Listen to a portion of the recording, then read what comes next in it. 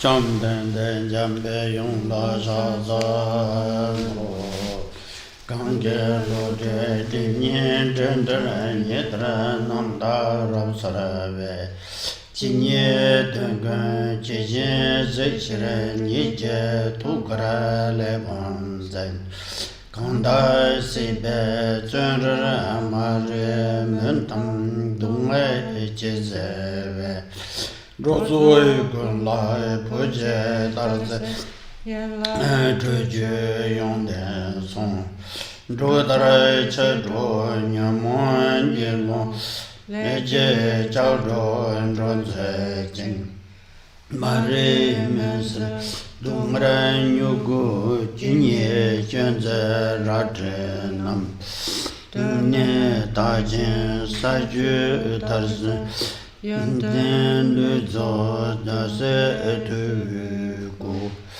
Chun tra chu dong yin jen de Yu men se nyam ve yung la lu Tse dine che che chen ra ve sre nam De mu ven ba ra sren de Dans den jeu Jean Lo do ba ye Lo je po be no wa za du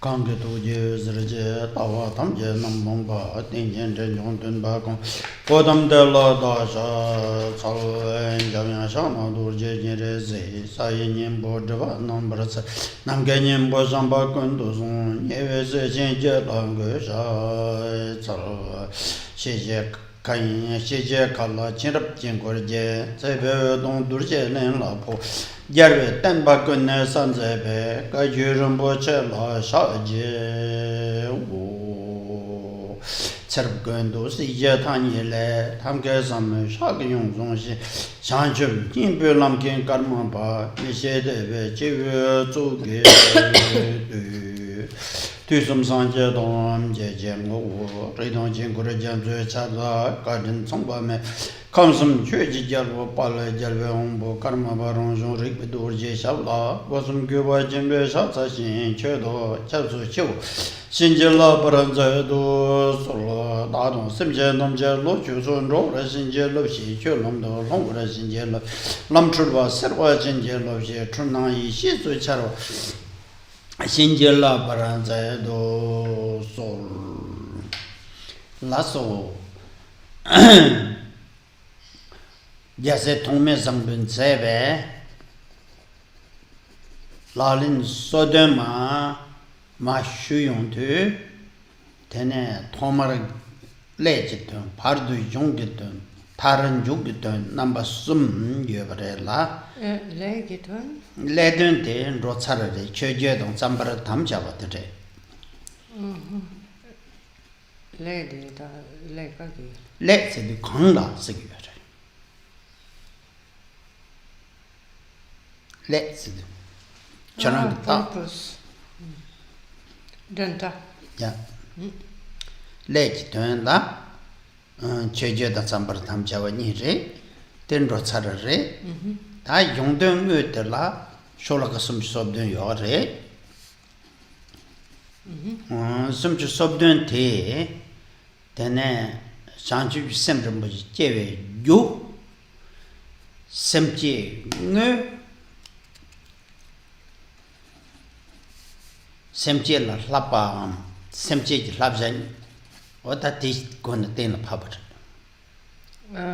ni re sum re 섬 sem kyu ngo tang lapa lapa de sumpa ere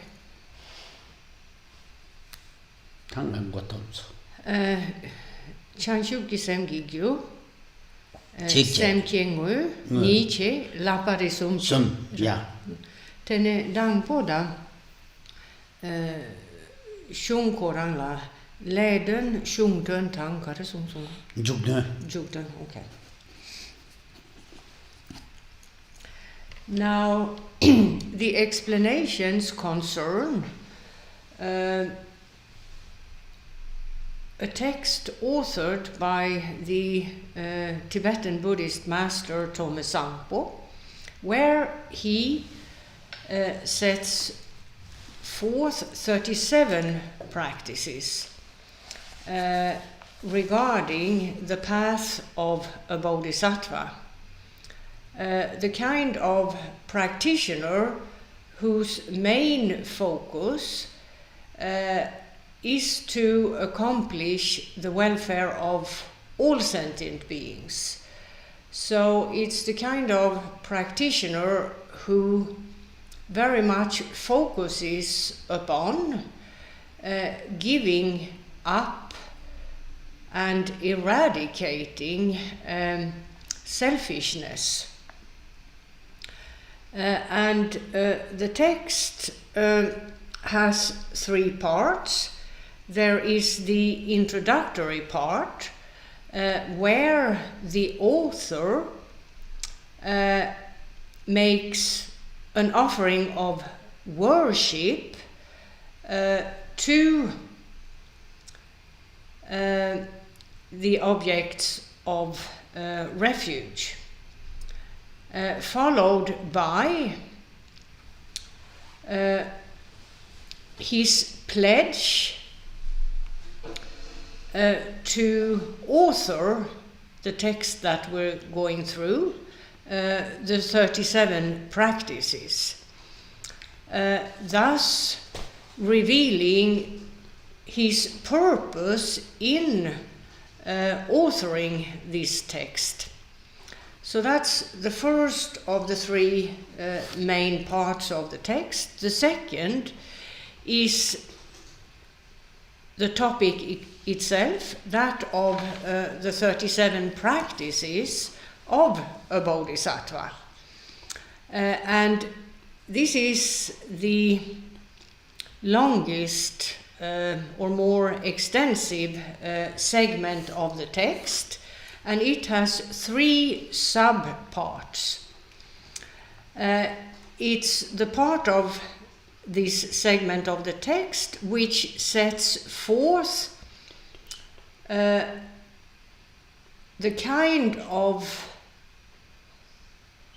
mindset and associated actions which permit the practitioner to generate the body mind. The second of the three sub-parts is that of setting forth the various perspectives of generating the body mind. So it's about actual body mind and how to cultivate that mindset. And then we have the third of the three sub-parts of this segment of the text, which sets forth the various trainings by way of which the body mind can be realized. And then there is the concluding segment of the text, the third and the last of the three principal segments or parts of the text. Ta ti che yung tu ta tring anzo peja tiksate sholo ke wang du chana sholo ka juba de do. And today, in terms of the 37 practices, we've come to the 10th of them. Yin na yang kazang kung du shube sholoka jepa dang guba rabu chil chatsum bayina. Ta sholoka jepe kaptla jir korba hakpar tu. Did you Samking ngui go to gen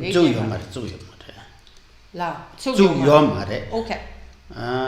Hakpar tu yang ngesong sum tu jena dungal kang yueba tarani ngesong sum tu je makyo ji che la rangni thoma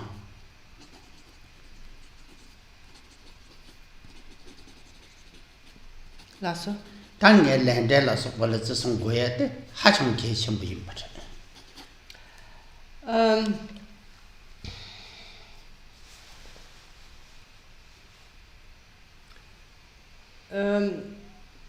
During the last lecture, Khenpo explained verses 8 and 9, and he goes back to number 8 to begin with, in order to make some additional marks so that you have or can have a clear idea of the framework of the text. In terms of the 8th of the 37 practices, we are still in the first of the 3 sub-segments or parts as to the principle, the second principle segment of the text, which, as was just said, is about what causes the body-mind to arise, to develop. And in verse number 8, the author Togme Zangpo explained that in order to be able to generate the body-mind, one first needs to consider various aspects of worldly existences. In particular, the so-called 3 lower existences, where a great deal of suffering and a high degree of suffering is experienced, to the point where the suffering at hand, from the perspective of a human being, is unbearable, overwhelming. And in order to at all be able to generate the body-mind, one needs to take a rebirth that's in a higher existence, simply because in the 3 lower existences, suffering is so constant and at such a high level that those who inhabit these existences have no possibility of even thinking a thought like a thought associated with the body-mind. They are consumed by the suffering they experience, and that makes for them not being able to at all relate to the body-mind. So therefore, Togme Zangpo explains, it's important that one acquires knowledge of the different kinds of suffering at hand in those existences, in order to understand that one could simply not practice the path to enlightenment at all if one takes rebirth in any of those existences. Therefore, one needs to focus on a virtuous lifestyle, a path of virtue whereby merit is accumulated, and where in particular one takes great care with respect to words, thoughts, and deeds. In the context of cause and effect, the law of karma, so that one does not accumulate, as it were, predispositions in connection with non-virtue, the kind of non-virtue that would cause one's rebirth in a lower existence. Because once born there, one doesn't have the opportunity at all to come in contact with the path of a bodhisattva. So in order to at all start that path, one needs to rid oneself of words, thoughts and deeds that are non-virtuous to the extent where one risks rebirth in that kind of existence. Nisung sumge dungal telasamatang goyade karcha deversana. Nisung sumna cheshona dungati yevala niepan rung to was. Nishin rung to was. That thing nishin rung ne tam karcha gore. Nisung the yema mendro examatang goroa. Terim 다른 루틴데 피처 나면서 짠 맨로지 제 섬도 담만로게 탑들라 되네 고랑 간거 메게와 쪼때 빵 예주 드비에 대차데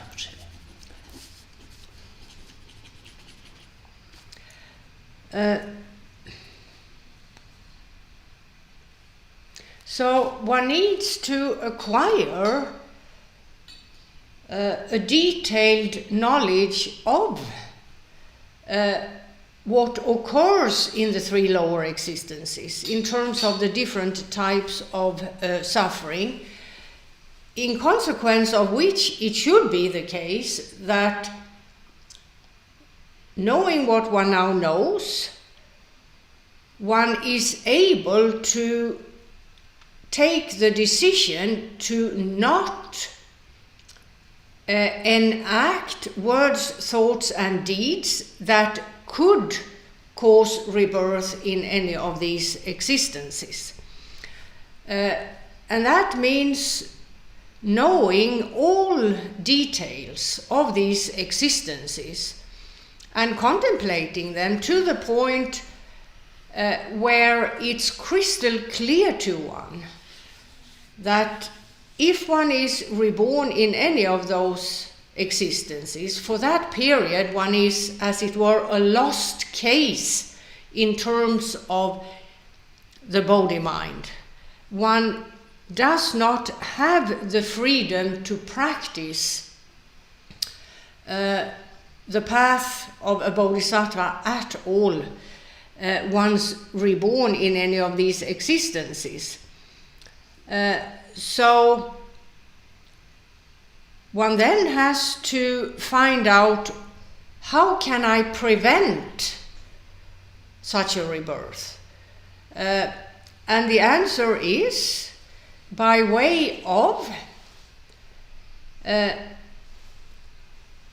firm pledge to not enact any of the 10 non-virtuous actions, but to instead practice the 10 virtuous actions. That kind of lifestyle will prevent a future rebirth in a lower existence. But in order to be able to truly commit to a path of virtue, one needs to be motivated, and one can motivating by oneself by way of finding out the details of those existences to the point where it's quite clear to one what one needs to do in order to at all be able to awaken to the body mind, truly awaken to the body mind. Tangi sumla mijewa telata jena dunga yewa. Tati mijewa tabla labga yewa. Teli ngepa chin rang sawe shugutela tangi elondela kargo mdut sida. Tangla kawache sar to dalha da me illa jegrwa. Ni summa ma jena jewa chin lengo yare. Lada me ne su jewa long ba yin na yang. Country jig de ji long che ji na yang.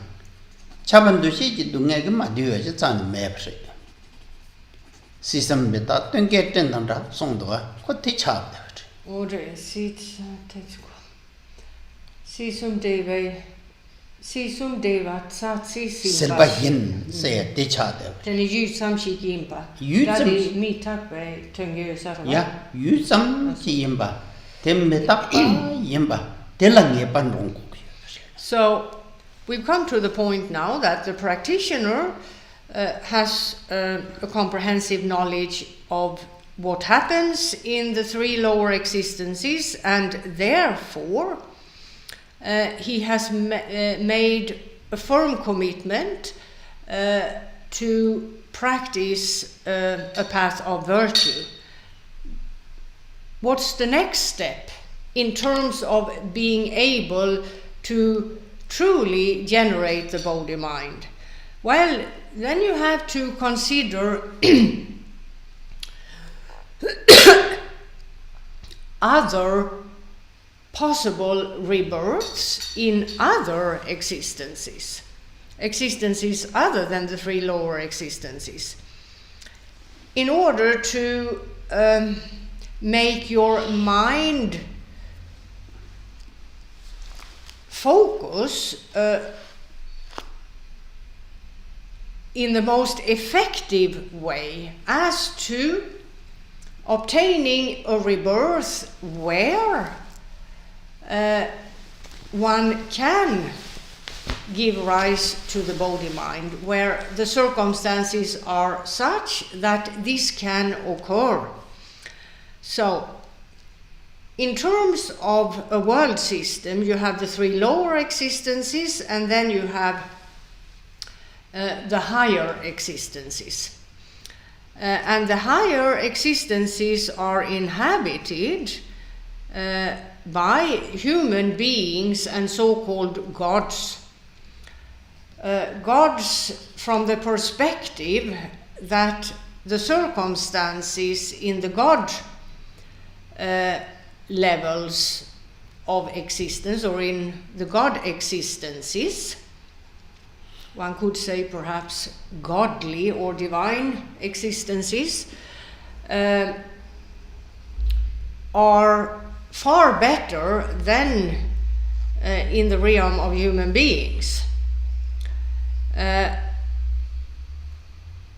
So, in terms of generally taking on a focus here, in terms of a good rebirth, good in the sense that one has the opportunity to give rise to the Bodhi mind, then one has to consider various things, because these are also worldly existences, and some perspectives of these existences are to be avoided in order to be able to give rise to the Bodhi mind truly and fully. That's why in verse number 9 the author explains that the happiness of the three higher existences are comparable to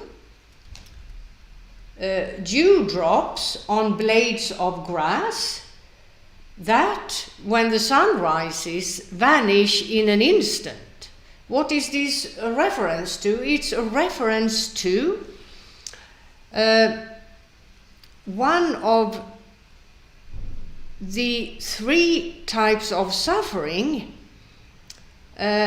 found in these existences, the higher existences. And it's named all-pervasive suffering. And it's present in each and every corner of these higher existences, as well as in the lower existences, but it's described as a predominant feature of the high existences, in terms of what types of suffering you find in those existences, the higher ones.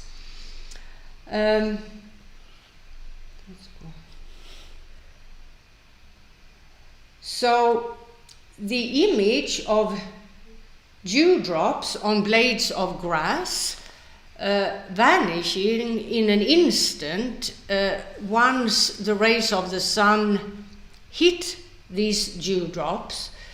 This is an image made for the sake of making clear to the practitioner just how impermanent happiness and everything else is.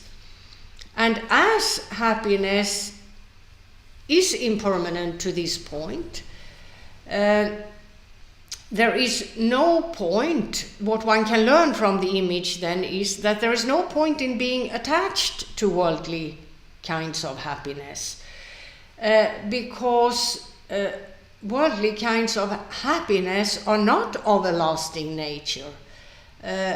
This kind of happiness is impermanent, and that causes suffering for the person who lost what caused happiness in terms of the world. Tiyindu korwa kandu jena yang dungal yimbala ngepan rongwa chek thang ti ngepan rong ne rongju tu nyungwa thun tu ba shona nyungwa thun tu ba shona ti tu na Now, point made here is that it then becomes clear to the practitioner that whatever existence he's born into, the existence at hand,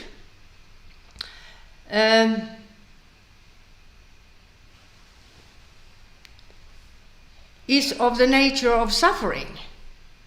In the lower existences, that's very evident, it's obvious. However, it may not be that obvious in a higher existence. So what's pointed out that the same applies to higher existences. There is no true lasting happiness anywhere. And the practitioner is to contemplate these various perspectives until he acquires what is referred to as a definitive knowledge of this. It becomes a fact in terms of how he thinks and how he views the world he lives in. And so he is to contemplate this fact until he, on some level, in the mind's eye, as it were, experiences the truth of this fact, that there is but suffering in the end. There might be, in the higher existences, sensations of what is felt as or defined as happiness on the basis of a worldly mindset, but a mindset which knows impermanence to the point where impermanence is a clear fact to him, will not see happiness, worldly happiness, in the same light as a worldly person. He will see that happiness is in fact, this kind of happiness is in fact the cause of suffering. So one is to contemplate all of this till one experiences the truth of these instructions.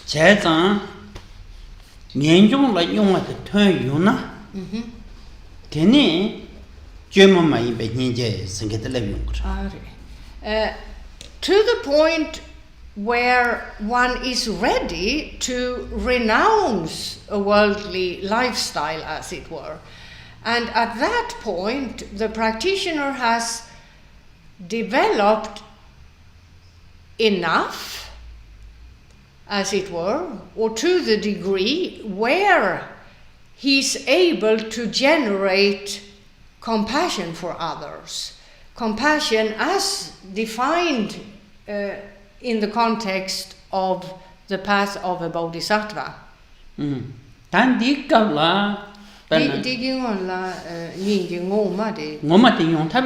Prior to this, that which was just described, a person isn't able to develop this kind of compassion. The one taught on the path to a bodhisattva. One simply has to accept that. One may imagine that one is a compassionate person and so on and so forth, and one may be to some extent, but not to the extent of the kind of compassion that is to arise and develop on the path of a bodhisattva. One needs to be realistic as to where one is on the path. Penna ngenjung sengende tang ninje sengende nyela kante chik chepar yung do to mikpa yul ke chani chepar yor. Penna ngenjung te mikpa te rana mi yayor wa. Au ngata korwa sengende na chan che phe samar lai ya bi lu thom na ting ting men tu ta sansam che.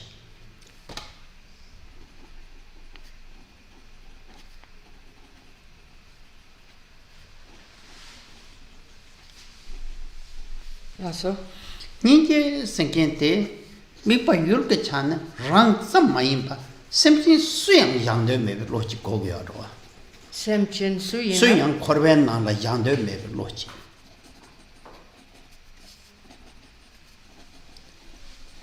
So, oh yeah. That's so you have these two perspectives that needs to be achieved, because otherwise you're not truly on the path of a bodhisattva. It's still good to try, but one needs to take stock of one's own level and be clear as to where one is. So, renunciation and compassion were mentioned. Both are needed in terms of the path of a bodhisattva, though the focus of the two isn't the same. In terms of acquiring the strength or the knowledge needed to be able to turn one's back on the world, here one does what was described earlier. One contemplates the various perspectives of various worldly existences, the three lower existences and the higher existences, till it's crystal clear to one that in all of them there is but suffering in the end.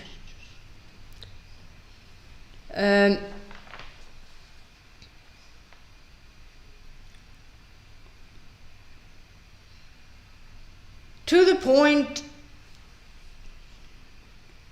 where it is crystal clear to the practitioner that even if he were to take rebirth on a very high level in a godlike existence, in the end,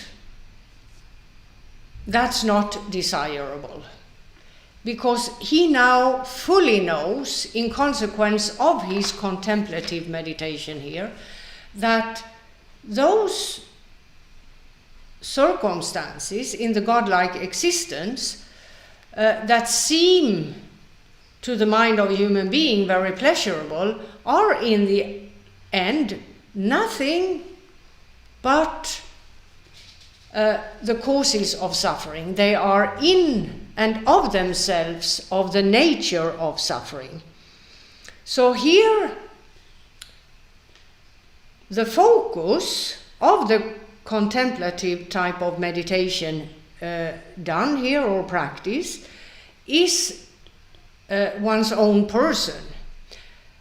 One tries here to come to grips with wrong ideas and desires for this and that as to all kinds of worldly existences, in order to arrive at the kind of definitive knowledge just mentioned, which is about not wanting to take another worldly rebirth, whether high or low, knowing the facts, having contemplated the perspectives to the point where one has the sensation that one experiences these facts. That will make it possible for the practitioner to turn his back on worldly desires and attachments. Next, it was explained that in consequence of this mindset, compassion can arise, the kind of compassion that is practiced on the path of a bodhisattva. And here, the object of focus in terms of the contemplative type of meditation practice is different. Rather than one's own person and one's worldview in terms of various worldly existences, here one instead focuses on all other sentient beings who live in all these worldly existences. And the fact that they do not have the knowledge I have, and therefore they will not turn to a path of virtue, therefore they will not give up actions of non-virtue, and therefore they will continue to take one rebirth after the other in circumstances of suffering.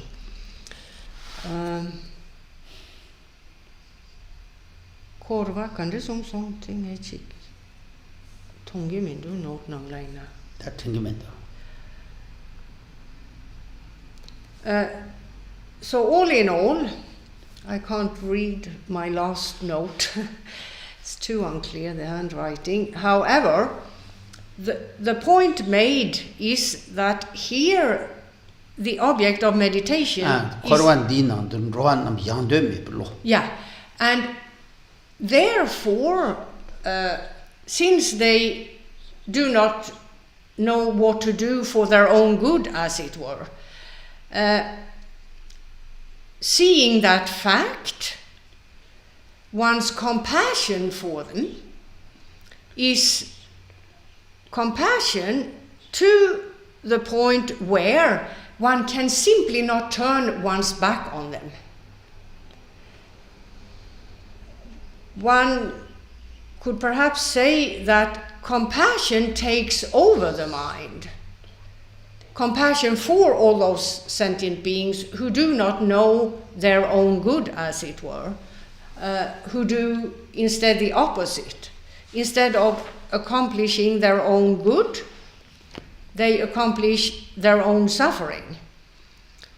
Seeing that their circumstances are such, compassion from within arises to the point where one simply can't leave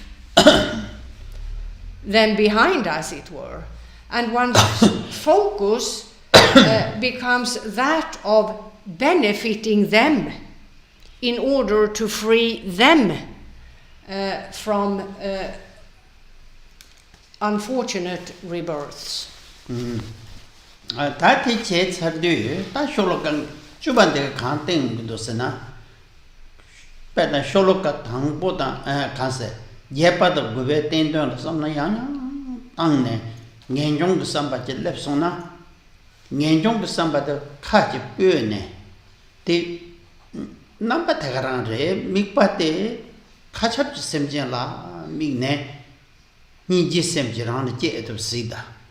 So, verses 8 and 9 are designed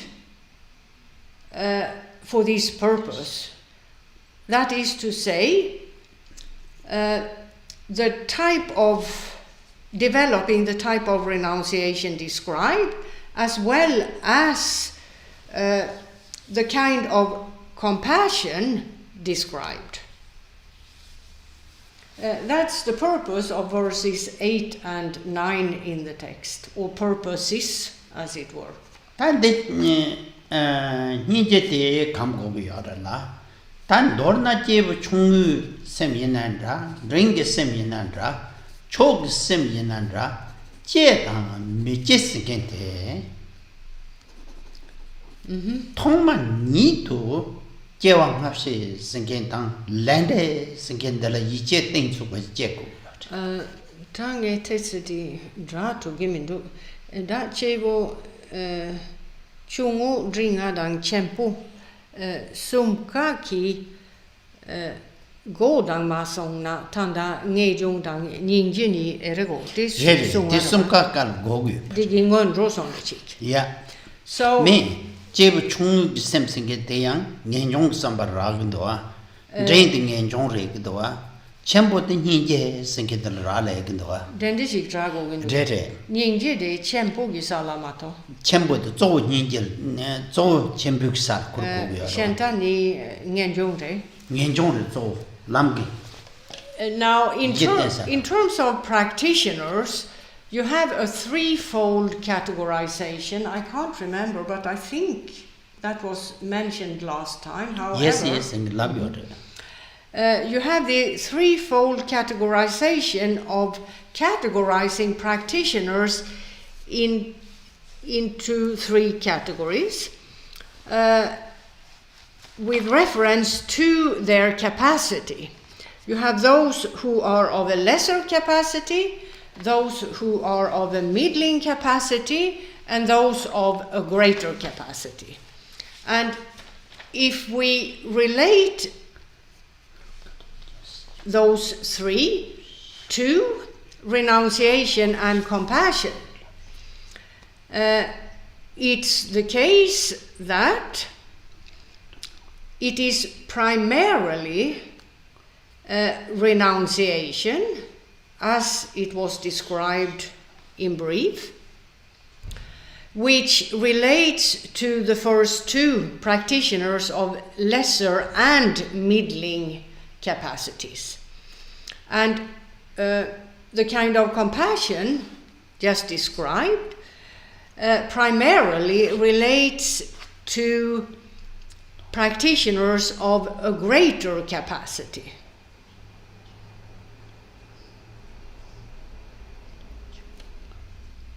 The Tamche Zawa, Jewang Hapsi Singeta, Lande Singeta, Yichi, things of Bashijan. Now, the foundation for all of this, renunciation and compassion, in the context of three kinds of practitioner, lesser, middling, and greater in terms of capacity. The foundation for all of them to be able to achieve what they can achieve on these three levels is twofold. There is a definitive knowledge with respect to both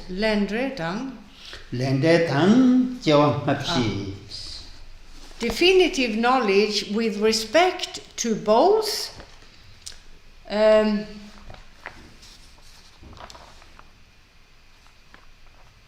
reincarnation and cause and effect, the law of karma.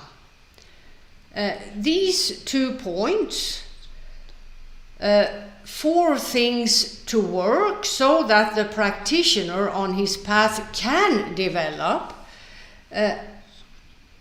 The foundation is that of a definitive knowledge of both of these perspectives. Tendreke pen lande layang song she dang na she singete zo jiao ngapsil ra le jiao ngapsil ni ban rong ye la. And for a practitioner to truly consider the law of karma, cause and effect, for that to work properly, the practitioner, to begin with, needs to have properly understood and having acquired a definitive knowledge of the process of reincarnation. Otherwise, without understanding reincarnation, you can't really understand cause and effect type of thing. You can't connect the 2 properly, and therefore you haven't understood, and therefore you won't act in the ways needed for you to be able to make progress.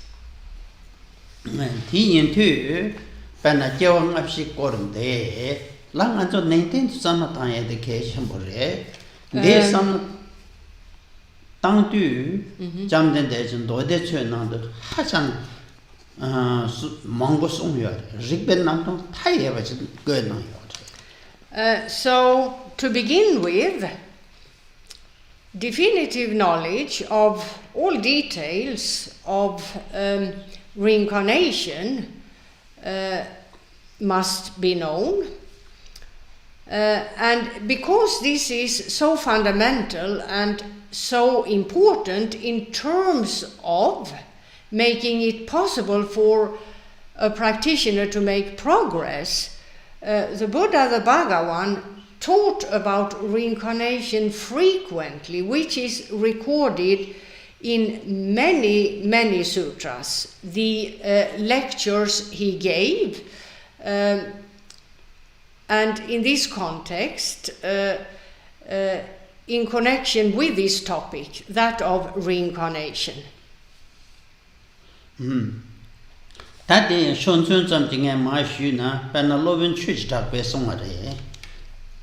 Khenpo Rinpoche therefore will now go on to give some short explanations in terms of the various ways or the various methods which make a definitive knowledge of reincarnation possible.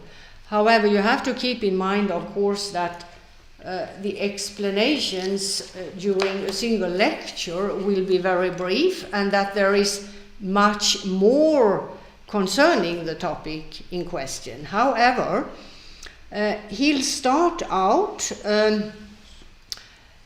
setting forth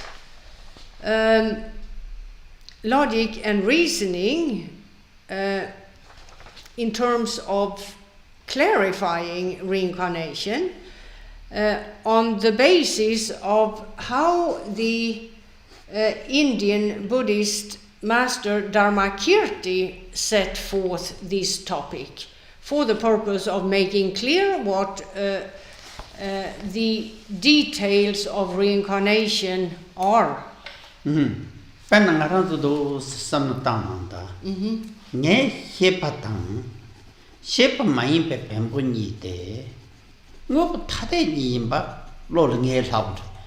Now, one first has to sort out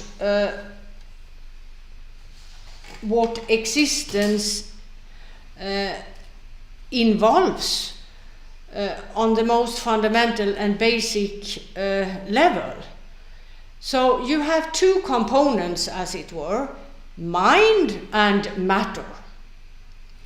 And in terms of a worldly mindset, or to the worldly mindset, it's quite clear that mind and matter are not the same. They are two different things. They are two opposites, in fact. Perhaps people who haven't been much in contact with philosophical speculation as to the nature of reality or science, which also deals with those questions, to people at large, they may not have given a great deal of thought to this. However, it's clear to them as well that mind and matter are two different things, as it were. That's the idea of a worldly mindset in terms of defining or comparing mind and matter. They are seen as two different things. Penna mind the metal ning pala samnatana nada metal singen denzo la ko kan jig she to ya gnu patsan mendoa chek ni pate ko thajere sig rojindoa yal rojindoa sampate wangwe joyu to churba. So, if we look at matter first, in order to have some basic idea of some of the main features of matter. Well, things made up of matter are not sentient. It means they do not have a mindset. A tree doesn't have a mindset. A lake doesn't have a mindset, a table doesn't, and so on and so forth. Therefore, things made up of matter do not interact with one another. Think of the fact that sentient beings, those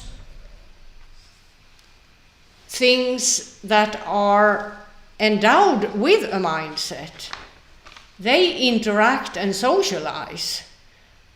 Tables don't give one another names and meet for dinner and stuff. So it's quite evident that things made up of matter are inanimate. They are not animate. And all things made up of matter have a limited lifespan. Matter over time deteriorates and in the end collapses, and the thing is no more, whether it was a table or a tree, whatever. So things made up of matter are inanimate, are not conscious of this and that. There is no such capacity. And their lifespans are limited. Things made up of matter have a beginning, a life, and then die. Tangarang shepan de la tang ko shepen ote sheparang sarsin ganga hakotuba. Then there is mind versus matter, and the mind. Oh, sorry.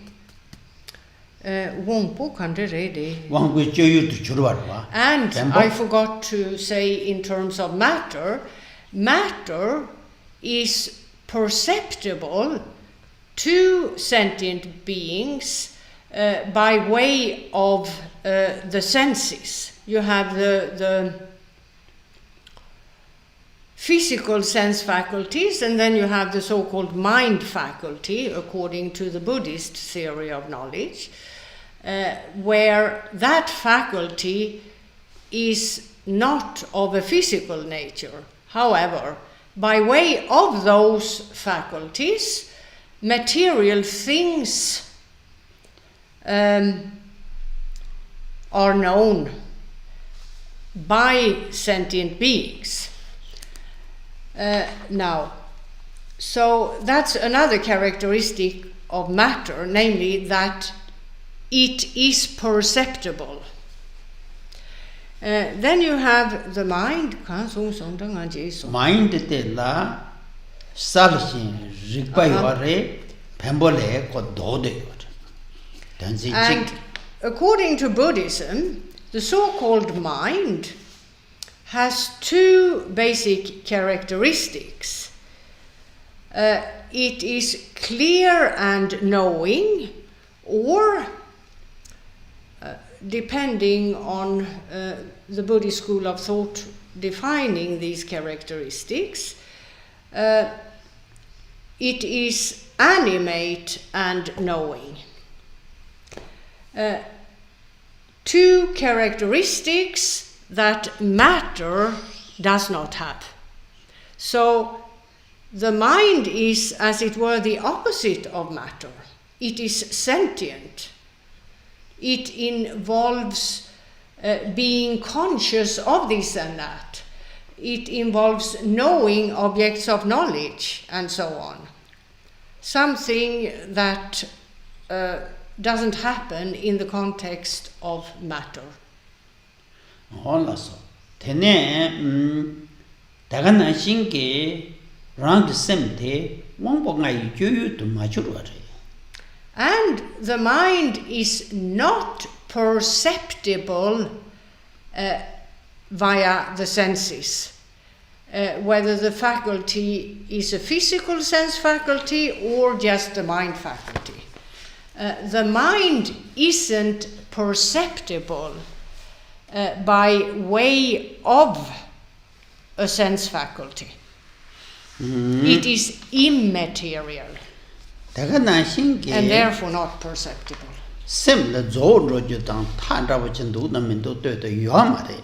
And the mind has neither a beginning nor an end. The mind never comes to an end.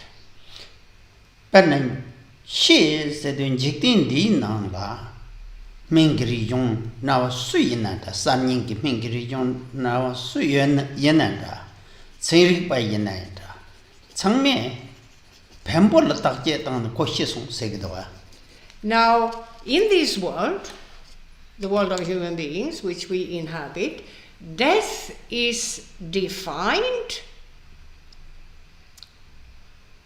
with reference to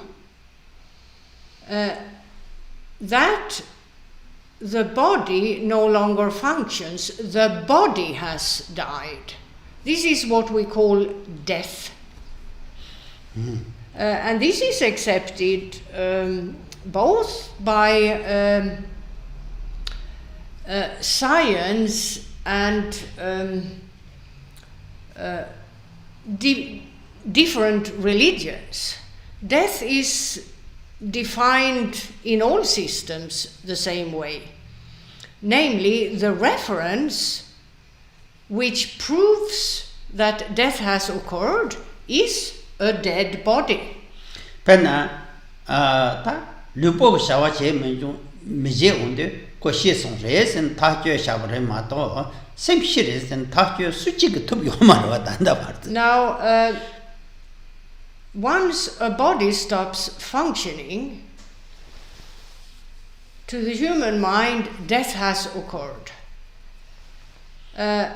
But most human beings never ask the question, has the mind also died, or does the mind continue? The mind is sort of not an issue in terms of how human beings define death. Mind is not part of the process of defining death. It's ignored, as it were. Ta pen mind gela ta che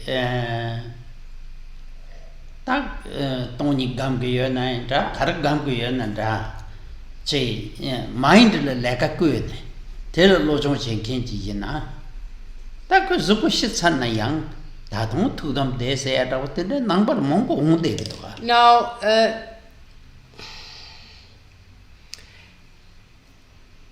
what was just said may not be accepted by the majority of human beings. However, in the context of Buddhism, a fact that have been witnessed by many throughout the history of Buddhism is that a person who during his lifetime has practiced meditation to the point where the practitioner has achieved a level of realization as to the true nature of reality, has the following effect, which manifests at the death of this person. Even though the body has died, as it were, the practitioner is seated in the meditation posture, and there are certain signs of that the mind continues to function within that body. Penna, tang maranzo. Det tongnidan lågjong. Den där gamkin inanda menanda kantar semda solta kunkin yin chan zonte. Yeah. So there are various objects of meditation that various practitioners during life will make use of. Some focus primarily on meditating on emptiness. Others focus on the various objects of meditation set forth in so-called mind training and so on. So here, in terms of the practitioner achieving the level just described, it isn't the case that one method is better than the other. All of these methods can lead to the kind of realization just described, which manifests at the time of the death of the practitioner, where in spite of the body no longer functioning as usual, it is evident to onlookers that the mind continues to live, as it were, within the body for some time, even though medically speaking or clinically speaking, the body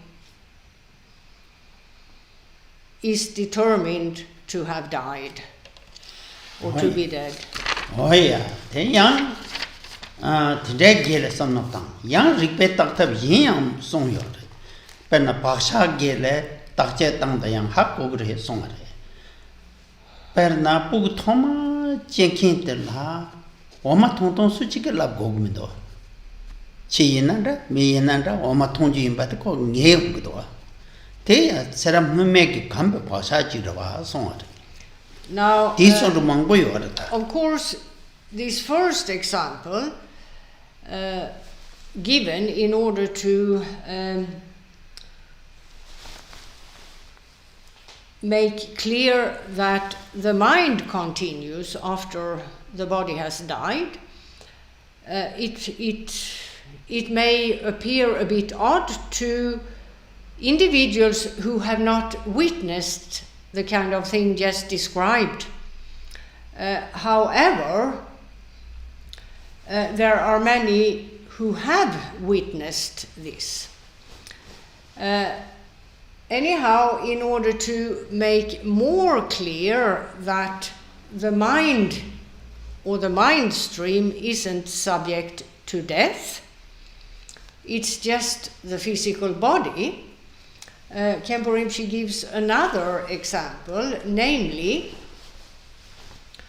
that of so-called predispositions. An individual will display certain habits which, according to Buddhism, originate with the fact that he's done the same kind of thing throughout many, many lifetimes, and therefore, for example, a newborn infant, one doesn't need to show the newborn infant the breast of the mother. The newborn infant, whether we look at human beings or animals, they themselves find the source of food for them. They know, without this having been taught to them, that they must suck the mother's breast in order to survive. And unless the infant hadn't done this throughout all his previous rebirths, how would it be possible for the infant to instinctively know that he needs to do this in order to stay alive? That today, you say, Mampo, Chilasan Matane, Jawa Hashi, Singed you about Tachana, Tang is on the jet, Pugmara, Lander is on chain. So, these two very short examples and so many others go to show that we do take rebirth again and again and again. And it can be explained quite logically that this is the case, such as on the basis of predispositions. Now, therefore, it becomes clear to the practitioner that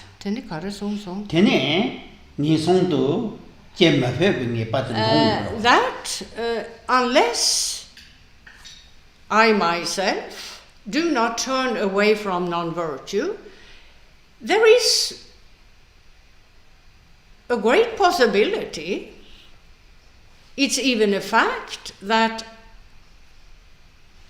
unless I give up non-virtue, I will take rebirth in a lower existence. It's a given.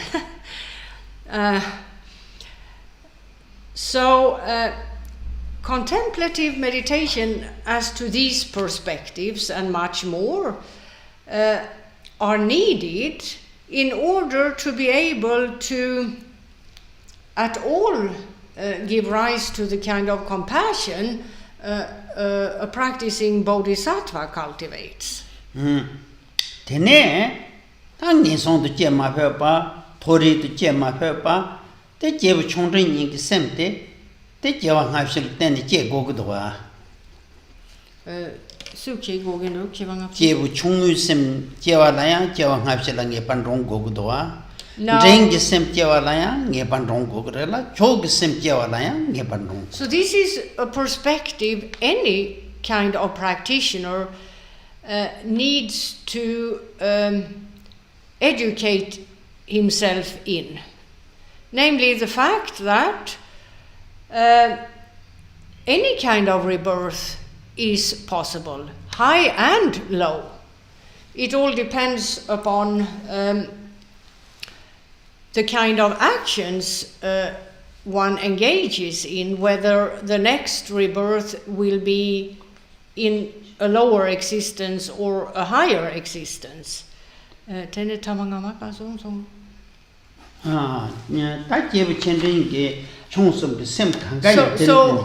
in terms of levels of practitioners, those of lesser, middling, or higher capacities. This kind of contemplative meditation is equally important to all of them.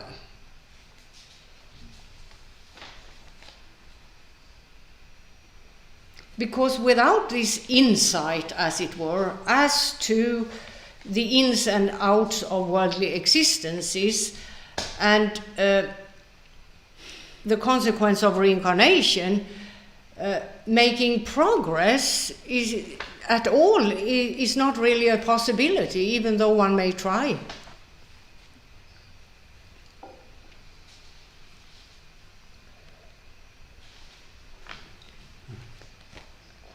Lasso, ta di yetala karsong budo sena, ta jebu chob sem ngöde song kapte. And Tella kunzob chongju sem ta tendam chongju sem ni dengi. We've now come to verse number 10, which relates to a practitioner of the highest capacity. And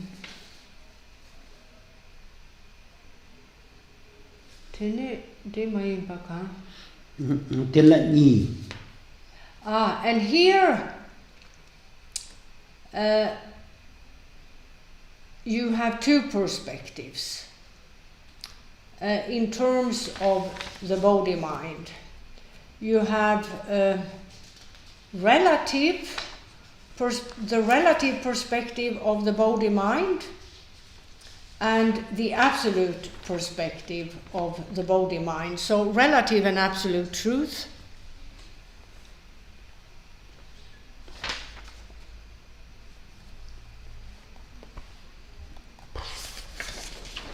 Lasso, ta kunzob semche tela. Tassom ravish song be user. Mixing de la subject song me do te, Siggin Rotan Chena, Dunsen Sum ravish do. Chupa de la. Chuba de Mari Chetan, Gunzob Semjil. Chupa de Kunsob Semke Ergo. Gunzob ta Chuba te, Sholoke want to Chena, Chuba de Gunzob Semje Gnan Red. Chuchi Yang Kunsob Chuchi Yang Kunzob Semje Red, then you ma Sholoka Chu. Kunzob semche gabre. Yin and Dilla Nancy Yawa Sum Sheko. Chuden so. Kunsob semche de la. Yeah. So the next 10 verses actually. No 12. Ni shugi batu re so maso? Chudne Nishu Zaning part. So sorry. Yeah, the next 12 verses relate to the first of these two perspectives, so-called the so-called relative aspect of the body-mind or relative truth. Tella Nancy Sum. Yes. And regarding these 12 verses, they can be divided into 3 sections. Section Tangbo. Te Sholoka Chuba Sonchup Chodu Sem Jepa Singitare. And verse number 10 is then the beginning of the first of these 3 sections, and it deals with the perspective of generating the body-mind, awakening to the body-mind. Teche Yontu Te Togme Zangpo Dala Sewa Jen Manam Dungna Rangde Chishi Sha Singitare. Tinto Penna. Di Chatsang Reminua. That Humbote Lojong Che. Di wo de lo tendeji le kamsan sem de je tu bre song bi yarwa. So the first part of this verse is a reference to an object of contemplative meditation in the context of mind training, which causes the practitioner to generate the body mind. It motivates the practitioner, as it were, in this regard. And the text reads, "What's the point of personal happiness when every mother so affectionate to you from beginningless time is suffering?"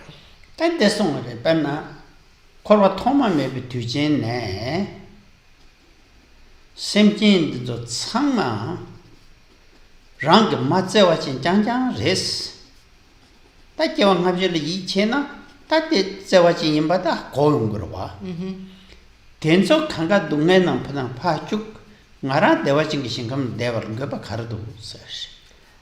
So of course, for this motivation to surface in consequence of the contemplative meditation here that's described in the context of mind training,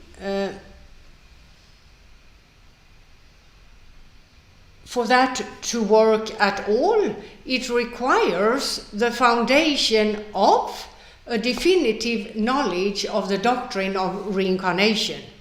Because what these words tell us is that every mother, a reference to all sentient beings without a single exception, have been one's mother in one rebirth or the other.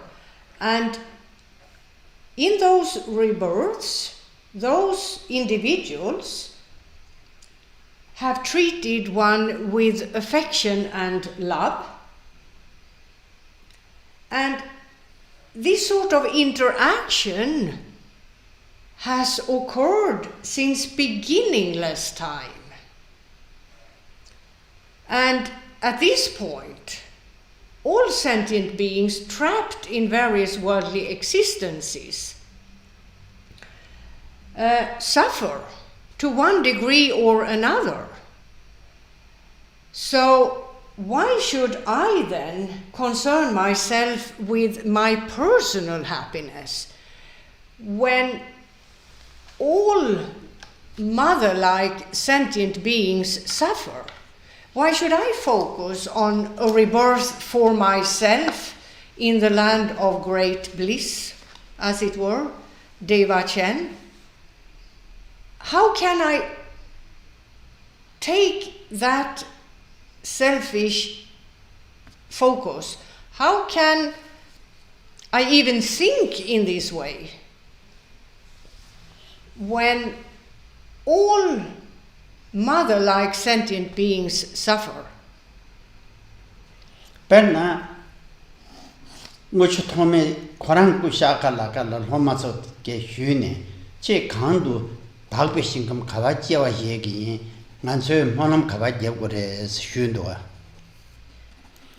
hyude nge ma chimu chon so yugne ngai dagbe singam jil kharche ne jegore sondo. Now during the end of his life, Togme Zangpo's disciples, when it became clear to them, that he wouldn't live much longer, asked him to please let them know which pure land he would be reborn in, so that they could direct their prayers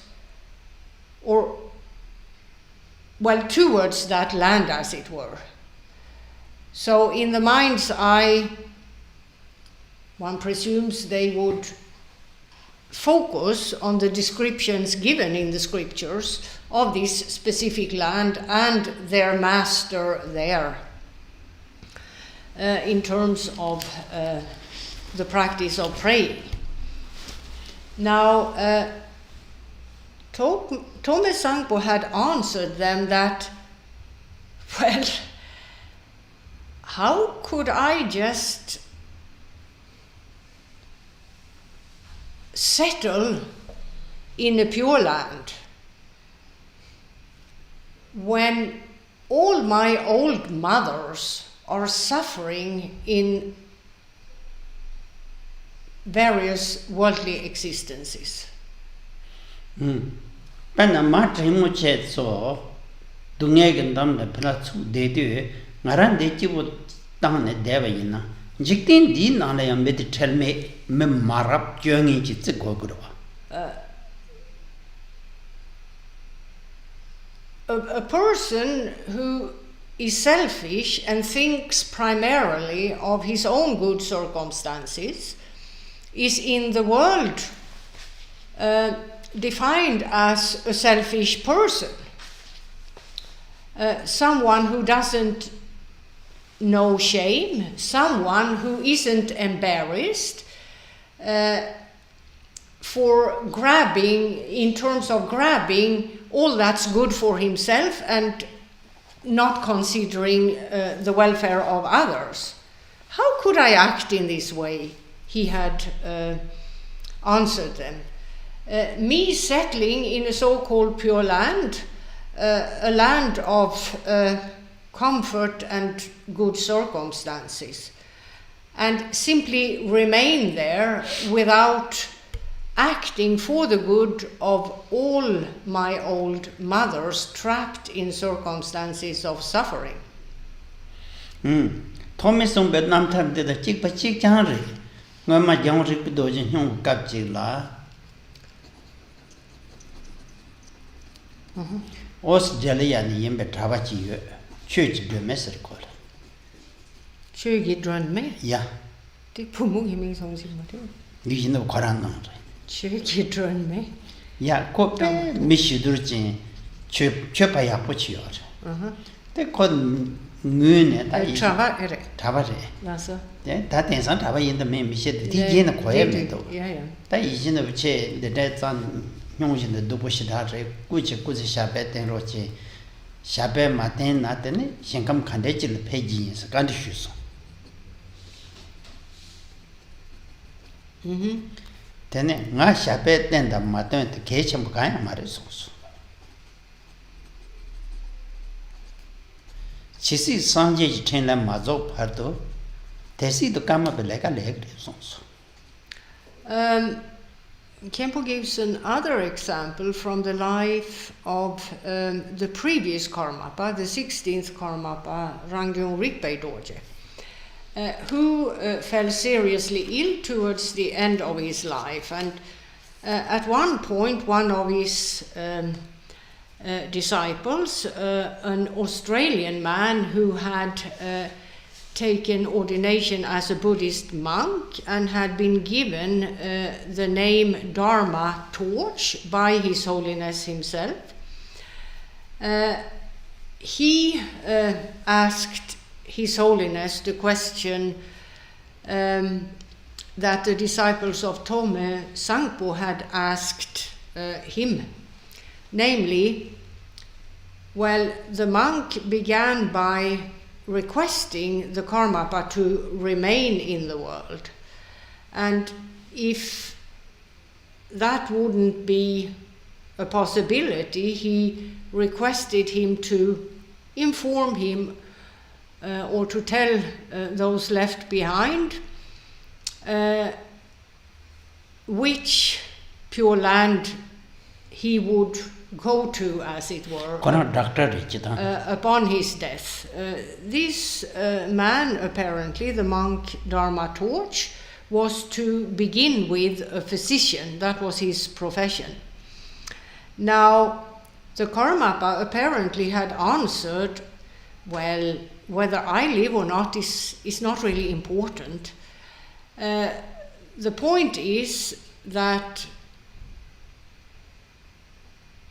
the Karmapas will continue to manifest till worldly existences have been emptied. Till then, the various karma paths will continue to convey the message of Buddha, the enlightened state, to sentient beings. Then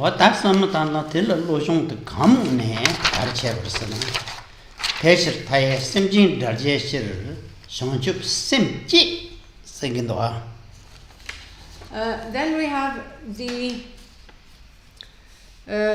next part of verse number 10, where the author says the following: thus, in order to liberate infinite numbers of sentient beings, generating bodhicitta is the practice of a bodhisattva.